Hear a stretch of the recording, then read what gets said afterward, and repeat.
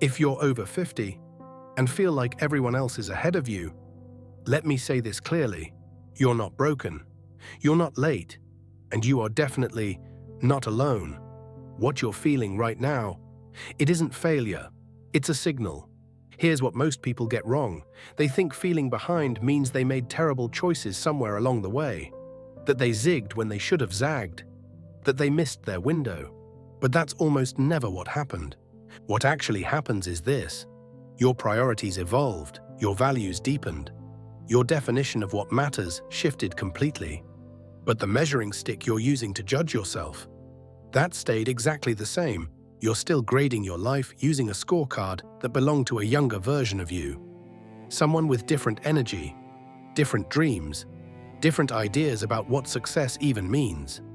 And when the old scoreboard no longer fits the game you're actually playing, everything feels off-kilter.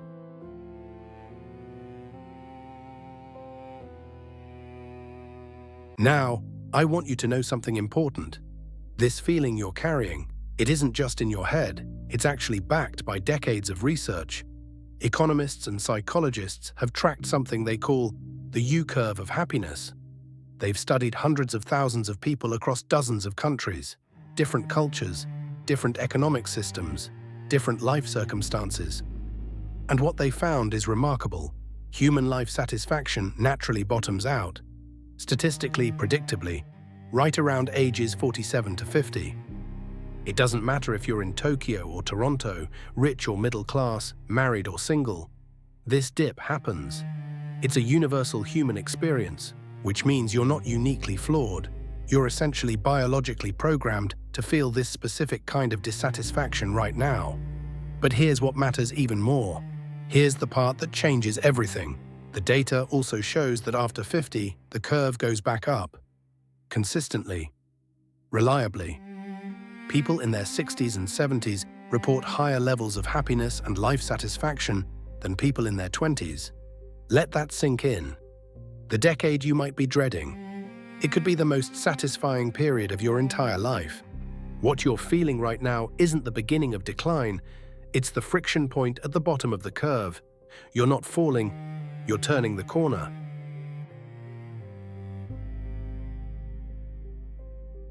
Here's something I've noticed. Feeling behind often shows up right before a major transition in your life.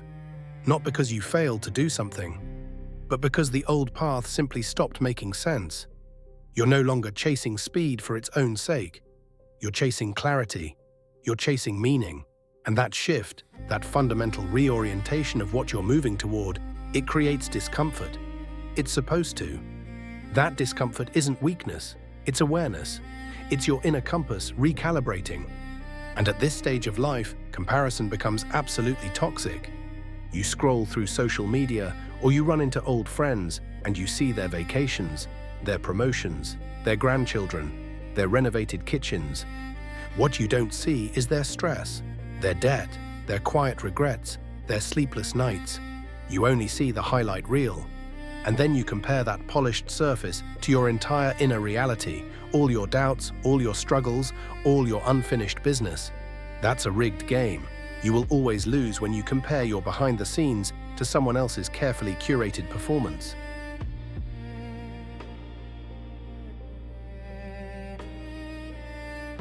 But here's the advantage most people completely miss at this age. After 50, you're carrying less illusion, less ego, less need to impress people you don't even like.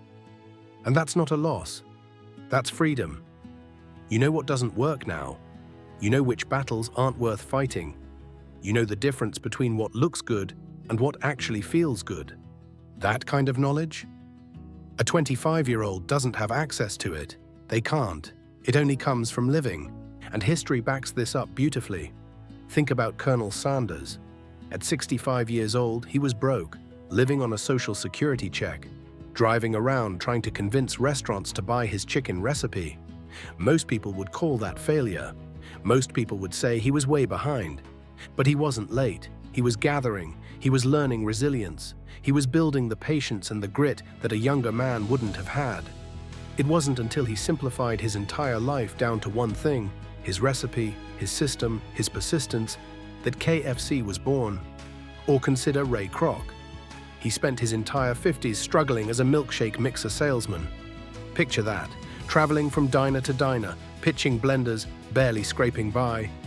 He didn't even start building McDonald's into what we know today until he was 52 years old. Were they late? Or were they just in training? You haven't wasted time. You've been accumulating the raw materials, the resilience, the patience, the emotional intelligence, the hard-won wisdom that a 20-year-old simply doesn't possess yet. You weren't stalling, you were preparing.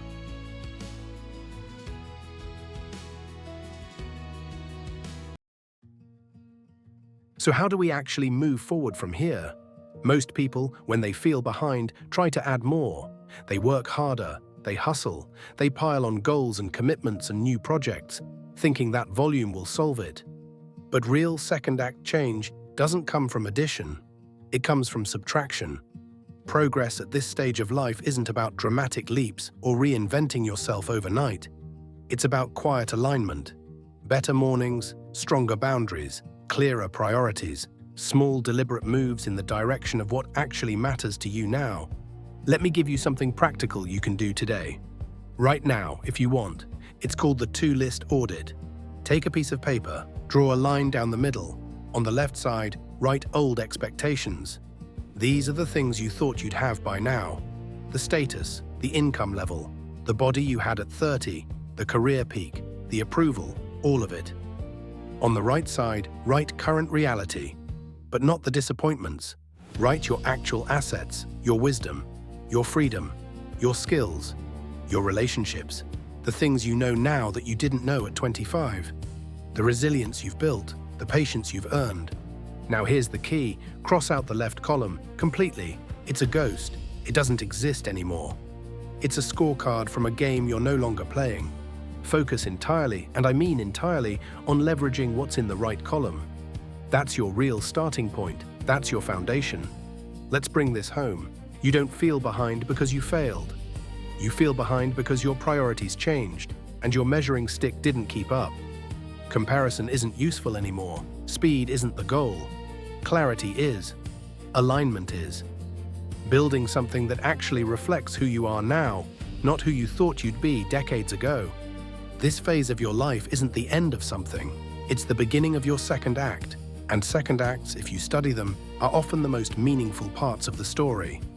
If this resonated with you, you're in exactly the right place. This channel is about rebuilding, calmly, clearly, deliberately. No hype, no noise, no quick fixes, just the work that actually matters. Subscribe.